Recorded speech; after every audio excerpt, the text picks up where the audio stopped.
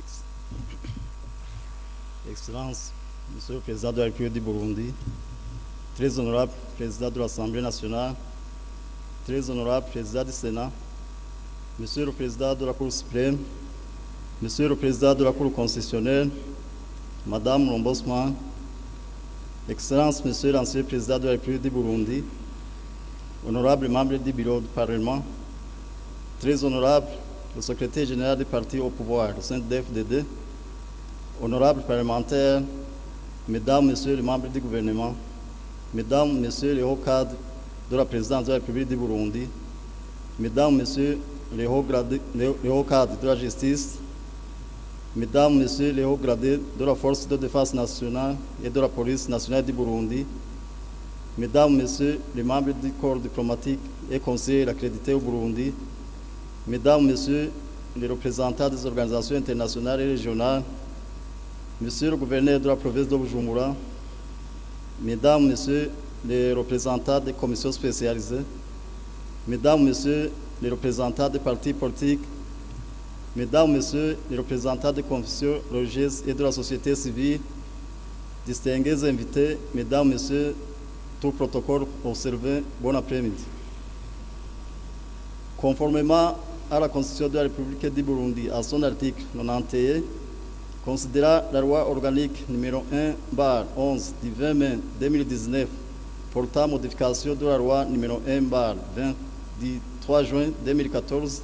portant code électoral, considérant la loi numéro 1/16 du 10 septembre 2011 portant révision de la loi numéro 1/006 du 26 juillet 2003 portant organisation et fonctionnement des partis politiques, considérant aussi le décret numéro 100/123 du 19 juillet 2024 portant organisation et fonctionnement de la Commission électorale nationale indépendante, spécialement à ses articles 5 et 6, considérant le même décret en son article 7, qui stipule que lors de leur entrée en fonction, les membres de la Commission électorale nationale indépendante prêtent solennellement serment devant le Président de la République, l'Assemblée nationale et le Sénat. Considérant également le décret numéro 100/018 du 17 septembre 2025 portant modification du décret numéro 100/002 du 5 août 2025 portant structure, fonctionnement et mission du gouvernement de la République du Burundi,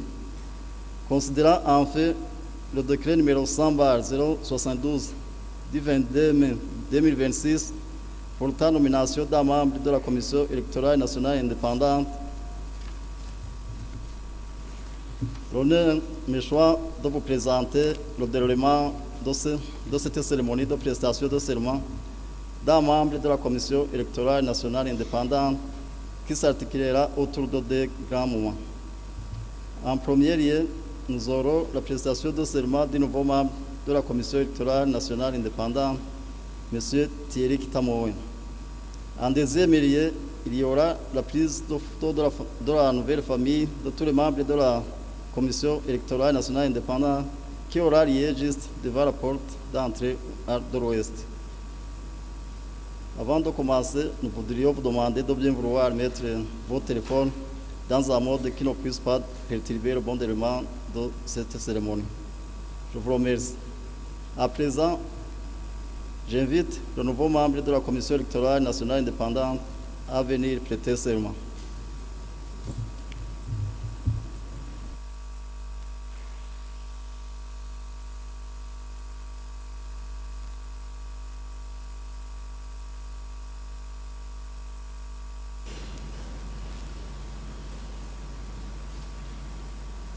Musique, ouvrez les bancs.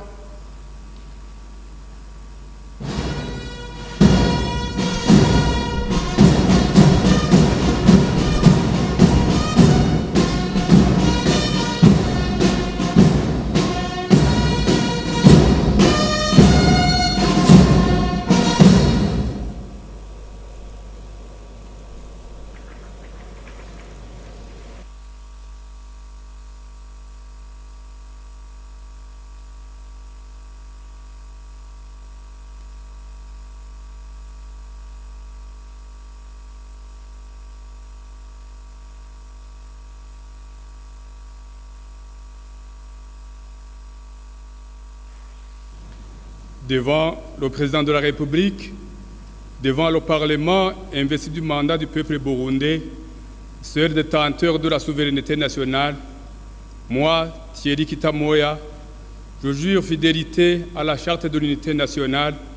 à la Constitution ainsi qu'à la loi, et m'engage à organiser les élections en toute indépendance, avec probité, impartialité et un sens aigu de patriotisme.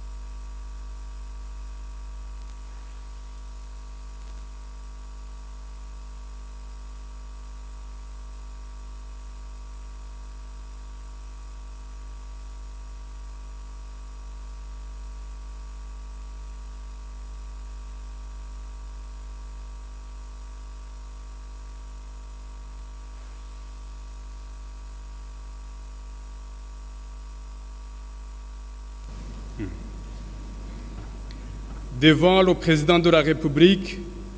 devant le Parlement, investi du mandat du peuple burundais, seul détenteur de la souveraineté nationale, moi, Thierry Kitamoya, je jure fidélité à la Charte de l'unité nationale, à la Constitution ainsi qu'à la loi, et m'engage à organiser les élections en toute indépendance, avec probité, impartialité et un sens aigu de patriotisme.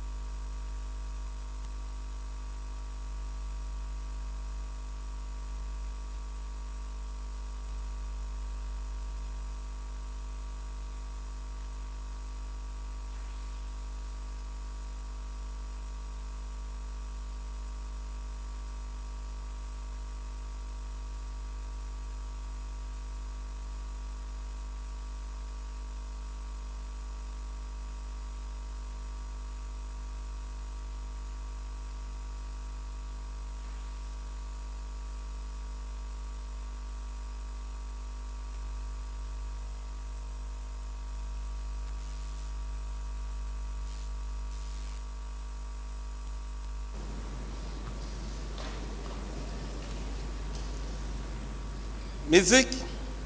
fermez les bancs.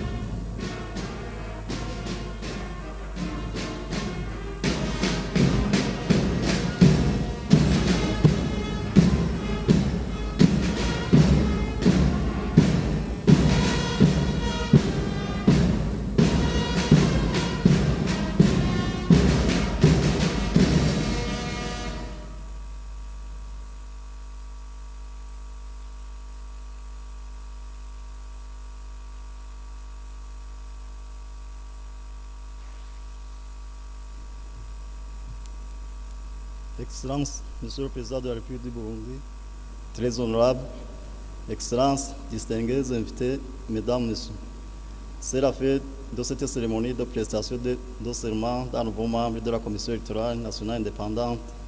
et nous tenons vivement à vous remercier d'avoir répondu présent. Nous allons à présent procéder à la prise de photos de la nouvelle famille des membres de la Commission électorale nationale indépendante. Prendront part également à cette photo Son Excellence, le Président de la République du Burundi et les membres du Bureau du Parlement. Je vous en remercie.